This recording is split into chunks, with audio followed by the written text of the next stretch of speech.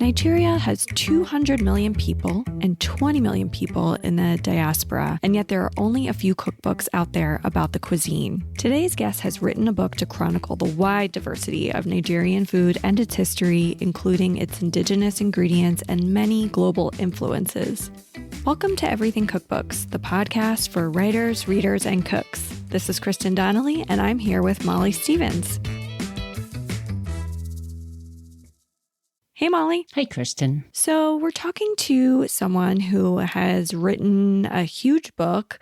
It's actually only 350 pages, but the scope of it. It feels huge, yeah. Yeah. We talk a lot to people who have written single subject books or everyday cooking, but perhaps only a few who have done these bigger cookbooks with a sense of place. Right. Representing the food of an entire country. Yeah. And in some ways, I'm just finishing doing this with a book called Turtle Island that I worked on with Sean Sherman. I mean, we're taking an entire continent to try to explore that. So I know what an undertaking it is. I'm still exhausted. It's huge, though. I think there's so many questions you're trying to take into account. A cuisine does not exist a singular moment in time. Correct. There are global influences, migratory influences, ingredients that have moved, people that have moved. Are you giving a snapshot in time? Are you going to embrace the history? Are you going to talk about all the history, the colonization that's happened and everything else? And it kind of makes my brain hurt a little bit to imagine doing it for a country as vast as, well, in the case of today's guest, as vast as Nigeria, which is not small. Not at all. To do that takes a certain amount of expertise and authority. And to do it in a way that's going to make an attractive cookbook that people want to buy and cook from. I mean, it's not an academic tome. Totally. Yeah, it's like the academic level of knowledge helps, but at the same time, you can't write that way. You're trying to get people into their kitchens. Totally. So today we're talking to Ozoz Sokoh, author of Chop Chop, Cooking the Food of Nigeria. She has, as Victoria Granoff called in a recent episode, a portfolio career. Her main gig now is as professor of food tourism, food media, and culinary skills at Centennial College in Ontario. She's also written a blog for a long time called Kitchen Butterfly, and she's the founder of an online platform called Feast Afrique, which is an open access digital library, Hall of Fame, role of food media and marginalized West African voices, and more. Yeah, it seems like a really cool resource if you want to start researching foods of West Africa. But before all that, she had this whole career as a geologist while she loved food the entire time. And she does talk a little bit about getting into food in a TEDx talk from 2014. And we'll link all of these things in the show notes. But for now, let's bring on Ozoz.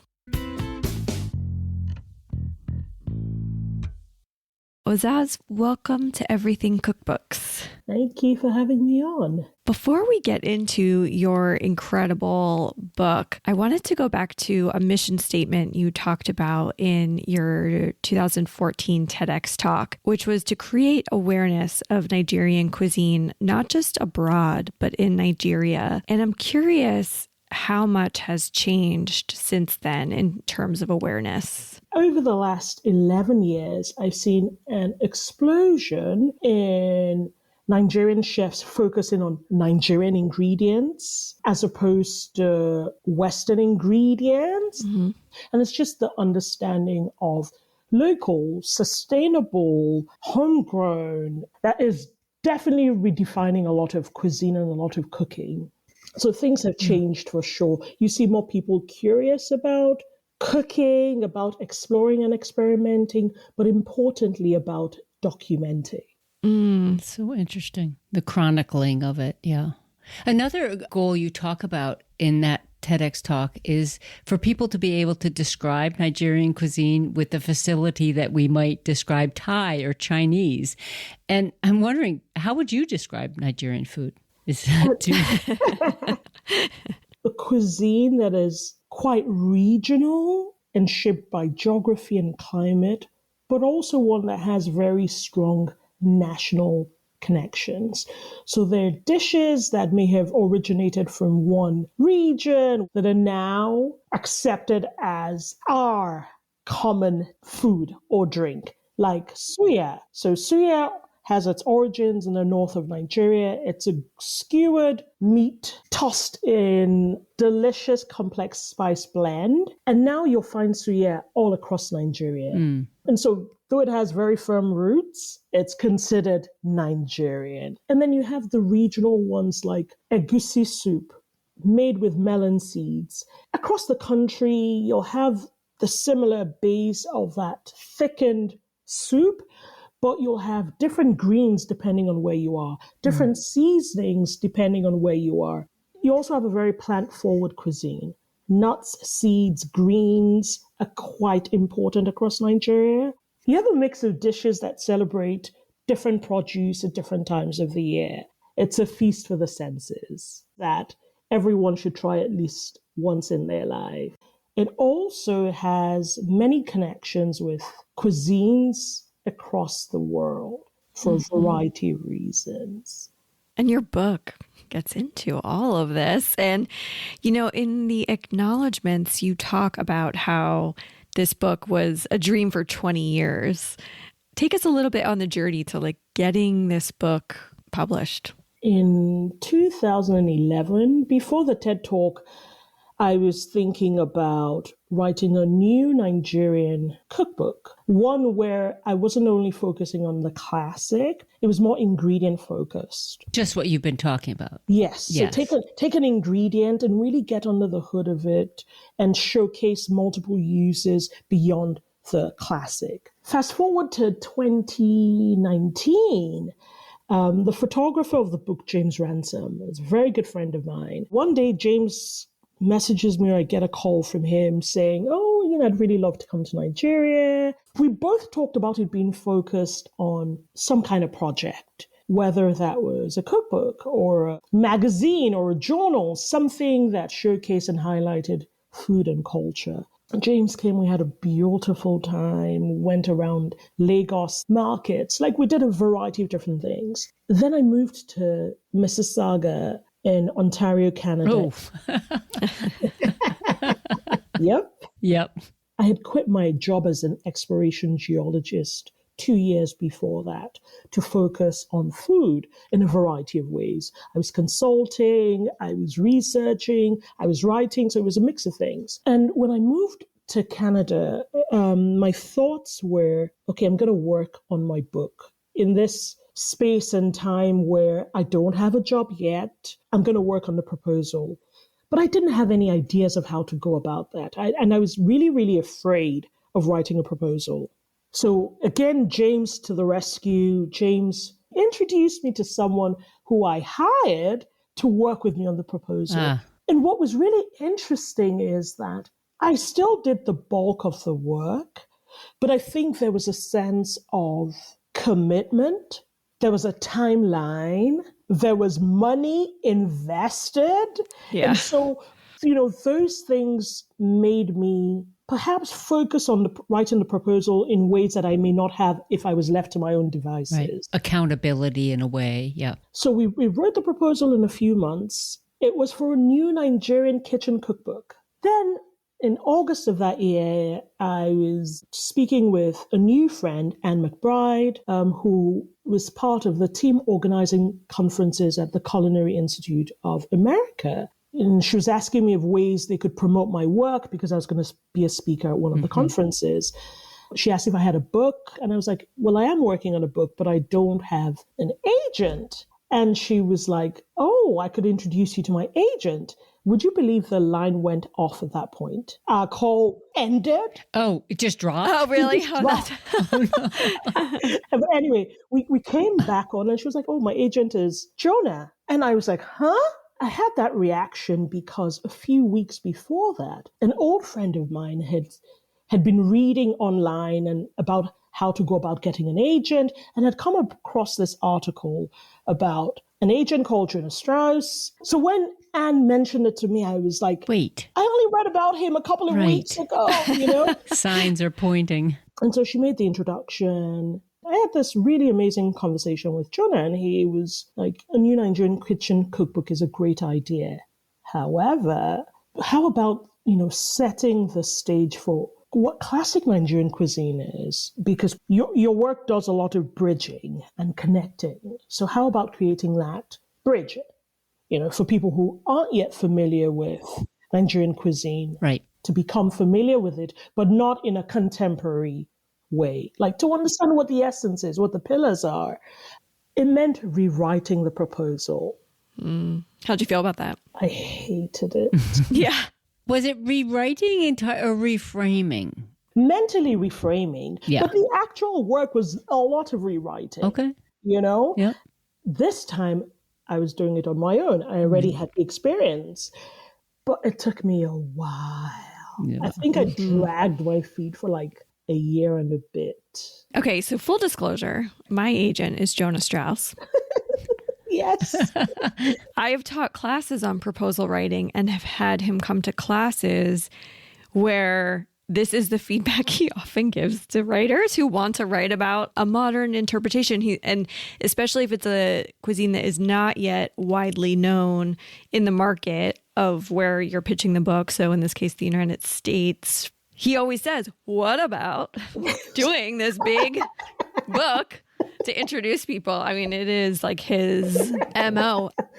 But it's interesting listening to you to Ozoz because it goes back to your original mission even more so, because I don't know what the history of Nigerian cuisine. I mean, I know something about the history of the country and this and that, but I mean, I can see why he said it. It's interesting. Yeah. Yeah. But I imagine it can feel overwhelming.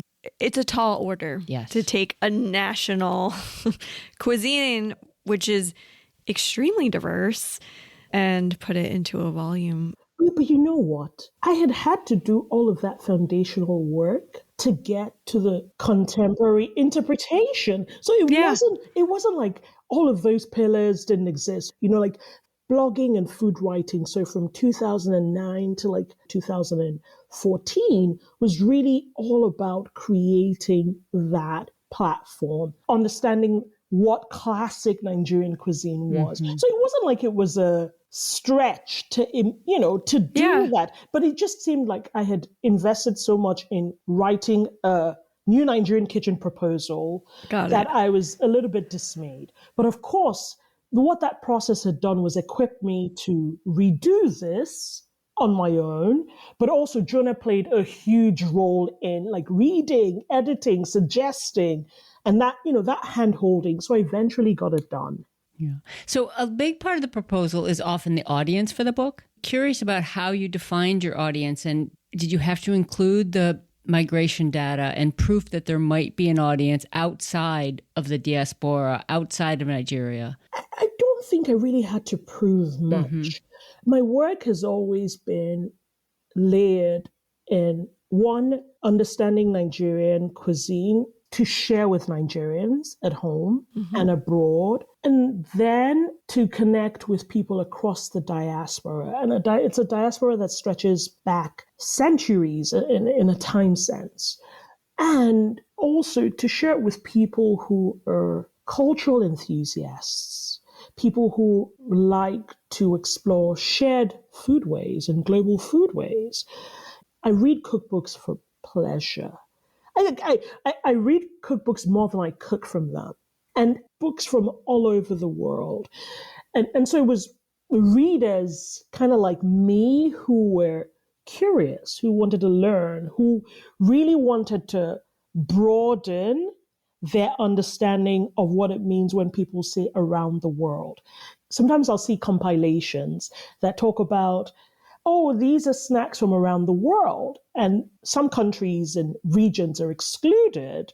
And so I wanted to be in this mix where people could pick up a Nigerian cookbook and kind of say, I'm curious about geography, about climate, about this dish that we have something similar in India or in Burma, and So definitely multiple audiences, but it was very important for me to speak to Nigerians, to give Nigerians a reference book that allowed them describe Nigerian culture and cuisine. I mean, the book, really, it's beautiful in the introduction and just breaking down the regions and showing how the climate and geography. Rivers and streams and coasts and savannas and all of those things. But just how that influences the ingredients that grow and then what the food is. Molly and I both talked about how much we learned from it. Once it got to pitching the publisher, you were based in Canada. So were you pitching US and Canadian publishers? How did you ultimately decide? As you know, your agent does a lot of that pitching. But from the get-go, we were looking at 3 strands. So we're looking at US/world, Canada. I may have made the book in Nigeria, but it was definitely born here. And I literally carried most of the work that I did for it happened here. So there was the US bit, there was the Canadian bit, but there was also, very important for me, a Nigerian/West African bit.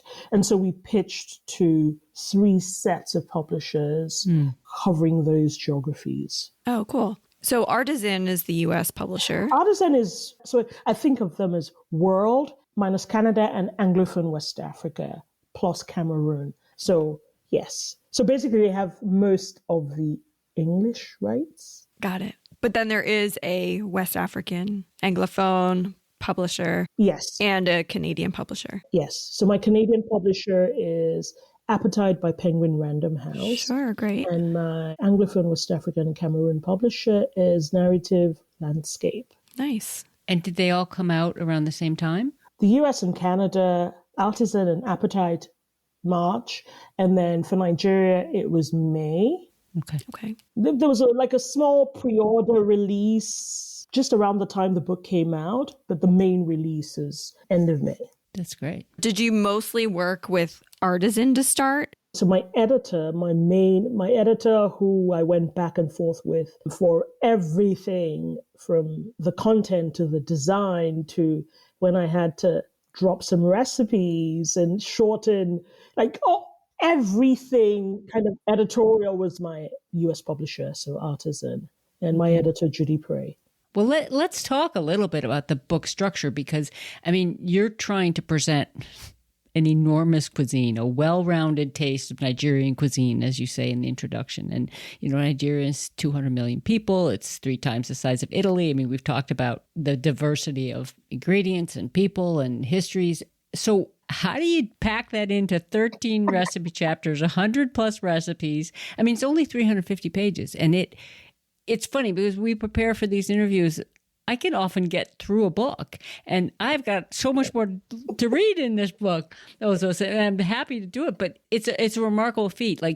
So I guess the question is 2-part. How do you make those choices, and then how do you layer it together? The first thing I did was just a brain dump of all the recipes I wanted to go in the book. And then I grouped them in ways that Nigerians often think about food.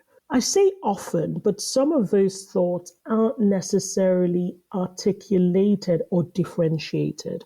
I'll give you an example. If Nigerians talk about snacks, it's a really huge category of snacks. We may often not differentiate snacks that we eat and make at home from snacks that we often only have at events or during celebrations. And so once I put all the recipes together and I was thinking about what are some logical groupings, my very first set, I had snacks. And then I was like, well, small chops is a very distinctive kind of set of snacks. That's chapter 1.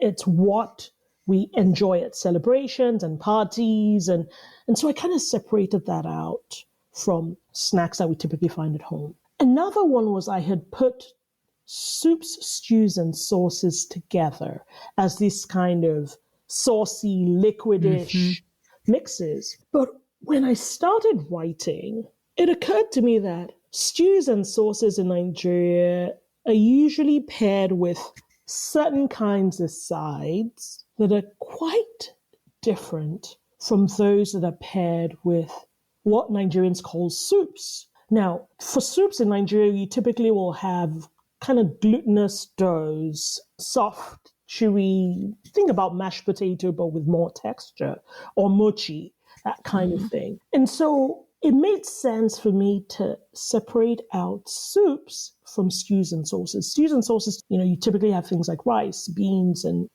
vegetables with them. And it's not that they don't cross. Like, it's not to say that we don't have soups with rice.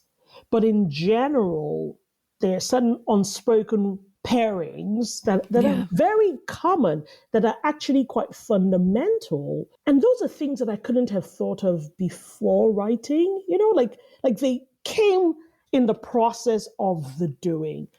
And I think also knowing that each chapter should have had kind of like a certain number of recipes. And I was kind of going for like anywhere from like 8 to 10 in a chapter. Also kind of that existing framework also kind of shaped the groupings. So I wanted to group things in a way that Nigerians would recognize, but that was also logical and intuitive. I guess that the pantry section or the introduction with some of the ingredients, there's some of them up front. And then each chapter also has ingredients used in this chapter. And we were curious about that choice, like the choice to not have this, I guess, massive pantry section. My very first manuscript was twice the length of this book. Okay. Another book in the works then. It's so interesting to understand a reader's perspective versus a writer's. I feel like my editor kept calling me to center the reader, to think of the reader who's new to Nigerian cuisine, to think of how overwhelming they might find a 100-page glossary. If my original version was left in, that, it might be really, really hard for the reader to kind of have this very thick front section and front matter that they'd have to wade through before getting to the actual recipes. And some people will enjoy it, but for the average reader, it might be too stressful. And so I started thinking about how I still wanted to include the ingredients somehow. And I also wanted to let readers see what the ingredients would look like so that they could recognize the ingredients. I found that many chapters had sets of ingredients that I could kind of create collections of, that they would encounter. So that chapter glossary, chapter pantry section was meant to help readers familiarize themselves with ingredients in that particular section. And it's not that those ingredients don't appear in other places, but for some of them, they only appeared in this chapter. So it felt like creating that chapter glossary and having it proximal to the recipes could be helpful, could kind of give them this small bite-size page before they delved into the recipes in that section. So they weren't always having to dial back to the front of the book. Yeah, I think I was trying to do many things with that approach, as visual, close to the recipes. It's just so someone who hasn't seen the book, it's a 2-page spread at the beginning, toward the front of every chapter. It says featured in these recipes, and it's a list of mostly ingredients, but there's some equipment put in there, and then a beautiful photo of them. And as you're saying, they're not exclusive to that chapter, but they're relied heavily on. And I think one of the things that's so interesting challenging in this book is there are a lot of unfamiliar ingredients I don't know a lot about Nigerian cuisine. So, and there's some cases where I want the cross-reference and I want to go find out where that ingredient or equipment is. But there are others where I know enough by the context of how you've written the recipe or the head note of the essay that I just want to keep reading. And I'm thinking there's a stirring utensil. Oregon. Yeah, Oregon. And you just say, stir with the Oregon or a sturdy spoon or a spatula. I don't need a cross-reference because I've figured out by context what it is. But then if I want to continue to learn, I'm like, oh, I really do want to know what that thing is. And then I find it in the index and find that little pantry entry where it exists. So I can't imagine the work that went into figuring out where you're going to put a cross-reference, where you're going to let the reader kind of say, oh, I've seen this before. I know it's important, or I know I can just make my way and figure it out by my own common kitchen sense. I think my editor really, really tried to say, so my approach to life and food has a very strong academic documenting deep curiosity approach. And I tend to mirror that in my work. I find myself often wanting to share everything I know about a particular thing. Molly knows that well. Yeah. And sometimes, again, that reader focus is important because it's a cookbook. You're trying to get the recipes up front, get people excited about the food. And not, I don't want to say bogged down in the history or the politics or whatever, because it shouldn't feel onerous, but it also, it's a balancing act, really. It is. And, the more I think about it, the more I want to see a variety of cookbooks. I want to see a variety of books that deal with food. I cook from literature books. I grew up reading lots of Enid Blyton, Famous Five, Secret Seven, Mallory Towers, this British writer who wrote about children in boarding school. The St. Clair's and Mallory Towers books, they always had midnight feasts. And I was like, oh my word, I want to do this. I didn't get to do that as a child just because I don't think my brain figured out that, you can actually have a midnight feast. Nothing is stopping you. I have 3 teenagers. When they were younger and we lived in Port Harcourt in the south of Nigeria, in a town where my sister also lived in with my nieces, I would have midnight feasts with them all the time. Like we would go into these books, which they were reading at the time, books that I had read in my own childhood, and we would say, oh, let's try the ginger beer and let's try to do the activities. But I do realize that I am not a normal person in that regard. But I feel like a cookbook can do many things. It can be solely about the meditative, the therapeutic, the nourishing part of cooking. But it could also be a way that we examine society, we examine our lives, we examine countries and transitions and migration and connection. It's the latter set of thoughts that has guided my work and has resulted in what we see with Chop Chop. Mm-hmm. It makes sense. It makes sense too, because hearing you earlier talk about how you read cookbooks from all over the world, like your references throughout to cuisines from other parts of the world and other cultures it's very apparent and helpful too, because it gives us context for something we may not be familiar with. Yeah. Something we were also appreciating are the recipe titles, the choices made in terms of sometimes using English, sometimes using indigenous languages, or I'm guessing they're indigenous languages. And we're curious how you made those choices. Oh, I'm so sorry for what my editor, Judy, had to go through.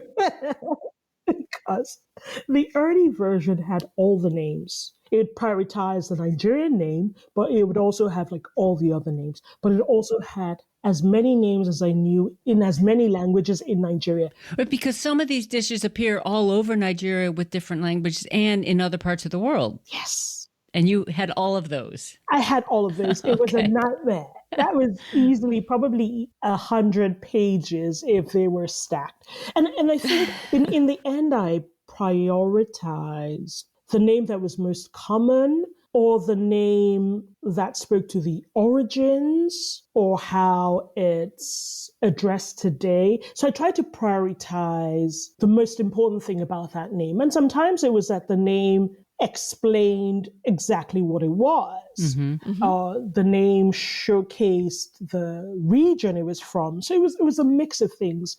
Yeah, I kind of had to have that playbook in my head on how to make decisions and on what calls to make for different sections, different approaches, different key aspects.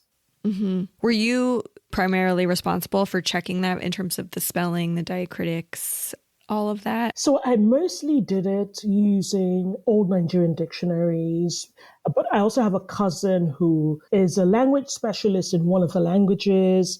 I brought in my friends who were from those regions.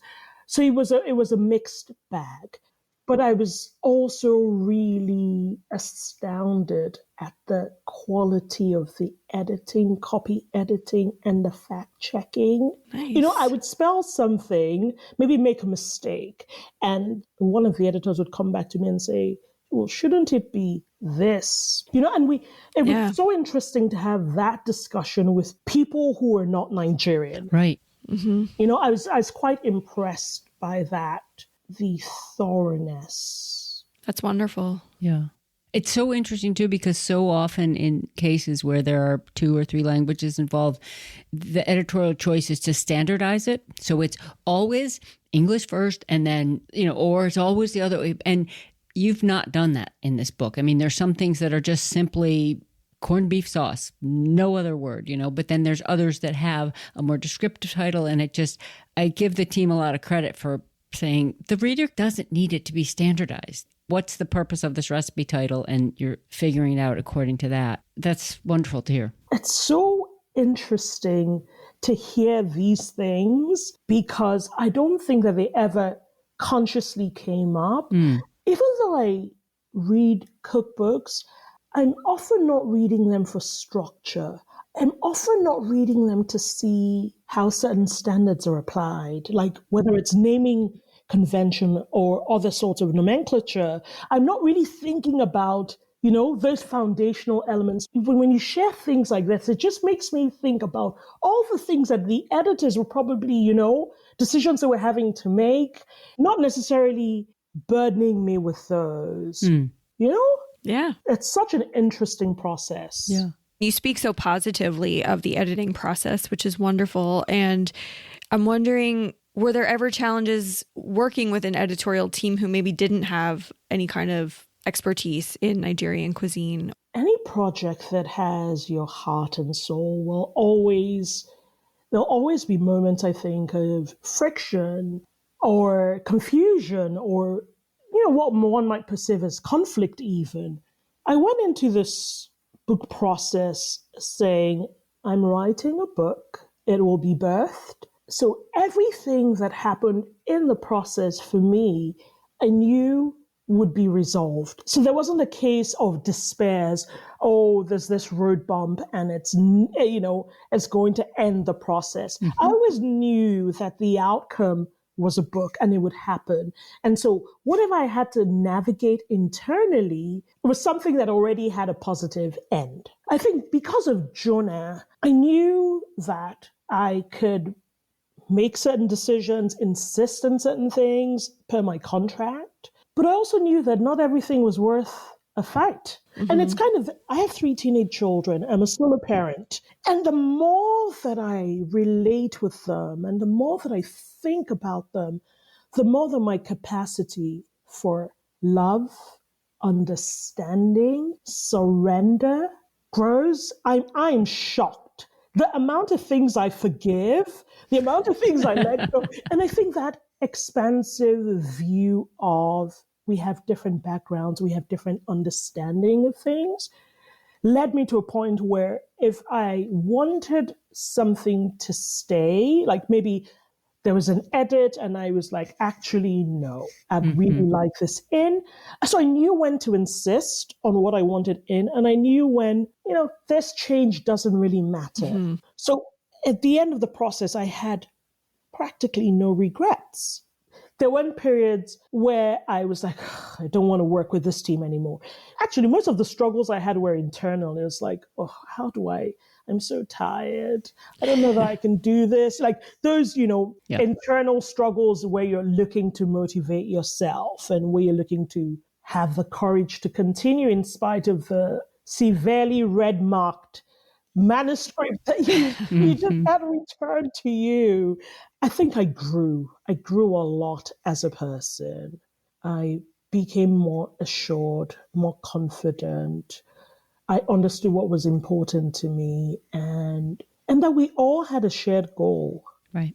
Mm-hmm. We all wanted this book out, maybe for different reasons, but we all wanted this book out. Right. And I wanted to respect the fact that I made the choices to work with these publishers. And I honored my intuition. I honored my faith and my prayers. I honored all the things that are important to me at the start of that process. because I knew it was going to have a good outcome. And I just needed to kind of, I'm like, I've got like chills. I just said, that's such a wonderful. I know. And I feel like it is like the best outcome from an editing process.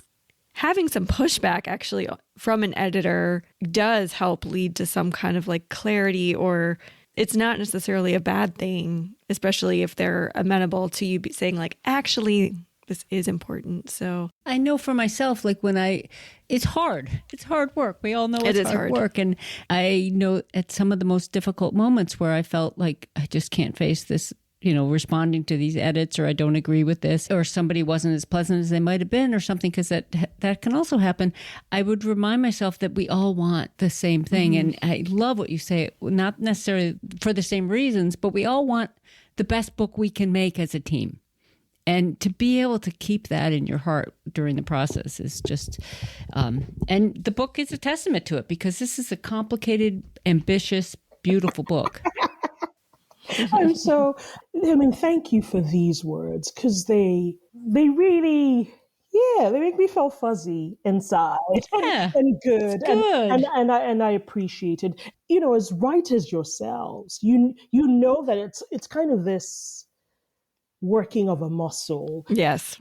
So I'm curious to know how you navigated kind of the writing journey. And I'm not trying to turn the tables, but did you find that other writers who had more experience, for instance, played a role in how you navigated certain things or how you approach certain things? What kind of supports helped you in the process? It's funny. It's part of why we started this podcast, is that the four of us started talking off air just for 5 years, once a month. So we already had a little support system, and then would ask, is this normal? Right. Or right. How much would you charge for that kind of stuff? Oh, wow. And after 5-6 years of these conversations, we decided that, having been in this career for some of us longer than others, that this didn't exist. Like, the support was just very elusive, and so much of it is obtuse. And so we thought, well, let's just take these conversations and turn them into a podcast. So that's kind of where this all started. That's fantastic. Yeah. That is actually fantastic. Really, really needed, because I found myself making notes. I have like a whole Google Docs of things I learned in the process. Oh, wow. Good for you. And things that, I now share with friends, because some friends who were writers shared with me. And right. That support system is so helpful. And I find there's a lot of mentoring and, giving back. So those notes, that Google Doc, will be hugely helpful for people. As soon as I can get myself to write again for fun. Yeah, I know. There is a real burnout that happens after a book. Yeah, I hear that. Right. Before we let you go, I actually do want to just touch a little bit on the photography, because it is a huge part of the book. You mentioned in some ways maybe it started with working with this photographer. So the beautiful thing is that James and I started off as friends. Mm-hmm. The first time I got a proper camera, I was living in the Netherlands, visited the US. He taught me how to use my camera. And so we kind of had this relationship. And I knew a little bit about his style of photography. So we did the photography in 2 tranches. So we did on-site kind of environmental photography in Nigeria. And then we did the studio shots in Canada, working with a Canadian team of food stylists, prop stylists, and, assistants. So it was nice, because some of the dishes we shot, he had tried in Nigeria. Cool. At my house. And he had also tried to cook some of them at his house in New York. And so he kind of understood the culture and cuisine. The food stylist and the prop stylist also did amazing. They really got under the hood of the culture. It was their first time working on a Nigerian cookbook, probably even an West African or African cookbook, but they did the study, looked at lots of work, books, photography, different things to kind of get a sense of how we wanted to portray the culture. I also knew what I wanted very clearly for the photos. I put together a 30, 40-page slide set. I knew the colors, I knew the styles of bowls. I knew a lot of what I didn't want, but I also knew a lot of what I wanted. So I didn't want a lot of reflections. I didn't want filters. I wanted colors that are true, like as is. Yeah, I wanted simplicity in some cases. It was this mix, so relaxed. Nice. Oh, I love to hear wonderful. I say so relaxed, but there was a lot of pressure. Sure. Because I only had a week off work. So we did it all in 6 days. Oh, wow. That's amazing. Because often with books where there's location and studio, the difference is, I don't want to say jarring, but very apparent. But when you go through this, I mean, they do weave together. Yeah, it's a real cohesive feel to it. And I was also, because I have helped plan photo shoots. And so I was just thinking about those ingredient shots at the beginning of each chapter and the planning for those. So that's probably took some organization. I was responsible for that. Funny enough, I really enjoyed the process. So I have a geology degree, but I also have a museum and cultural management diploma. And curating and collecting and grouping is something that I love. So that was, for me, it was a way of kind of flexing that exhibition curation muscle. Yeah. Oh, it's stunning. I feel like we could just keep going here. There's so much. It's so wonderful to speak with you. But you talked about getting back to work or getting back to writing for pleasure. I don't know if you want to talk about projects you're working or the Feast Afrique platform that you've launched. So my full-time job is as a professor of food and tourism studies at a post-secondary college here. So I taught throughout the process and I've been teaching for I'm going into my 5th year. Personal projects, I'm thinking about book 2. Yay! We're here for you. I'm thinking about book 2 and thinking about, putting all I've learned to practice. I'm still working on Feast Afrique, which is this platform that celebrates West African food and drink. But I'm also working on an atlas, a mapping geographic foodways project that brings together my curiosities about all the ways we're similar across cultures and cuisines in spite of our differences.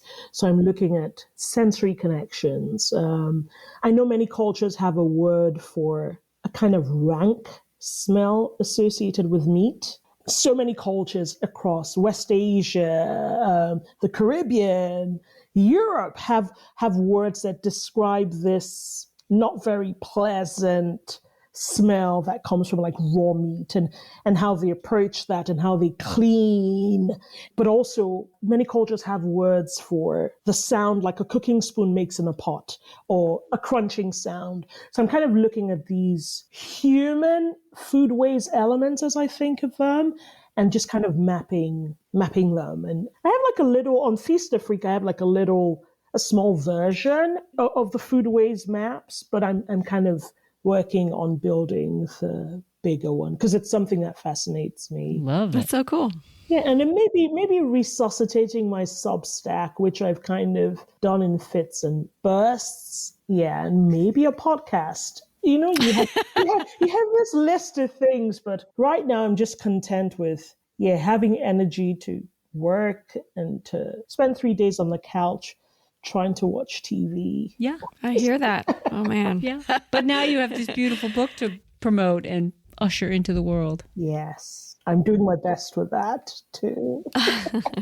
And obviously we'll take any advice you have. Well, I feel like it's one of these books that, and this is a wonderful thing about Artisan as well, that it's not about hitting it so hard in the first 6 weeks, which I'm sure, you did some of that, but it's a book that is going to be a lasting title, especially with that energy returns and you want to get back out there. And I know you've done public speaking and it will be there for you as this sort of like ticket to however you want to use it. A huge resource for anyone looking for information on Nigerian cuisine. Consider it a long game.